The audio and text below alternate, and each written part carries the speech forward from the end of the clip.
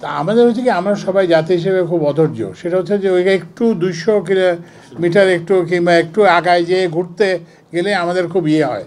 কিন্তু এর ফলে হয় কি যে যে যে রাস্তায়, যে মেইন রাস্তায় যে গাড়িটা থাকে সেই গাড়িটা তাড়াতাড়ি যেতে পারে। কারণ আপনি যদি প্রত্যেকটা মোড়ে মোড়ে, আগে যখন গাড়ি কম ছিল তখন তো প্রত্যেকের বাড়ির সামনে দিয়ে একটা করে থাকতো, মানে বের হওয়ার রাস্তা থাকতো।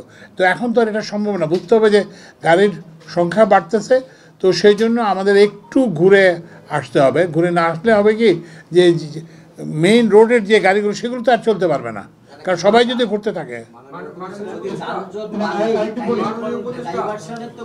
না না, আপনি শুনেন, যানজট কীভাবে বাড়বে আপনার কথাটা, এটা জিনিসটা বুঝছি।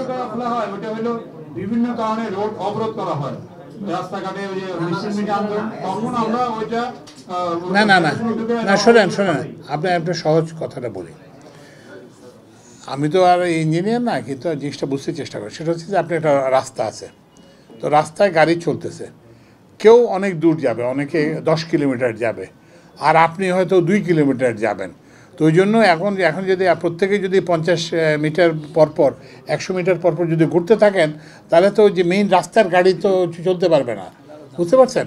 আমি এটা বুঝতে পারি যে আপনার হয়তো একটু অসুবিধা হচ্ছে, যে আপনি একটু এখান থেকে না যেয়ে আর একটু 200 মিটার পরে দিয়ে যেয়ে ঘুরে আসতেছে, সেটা ঠিক আছে।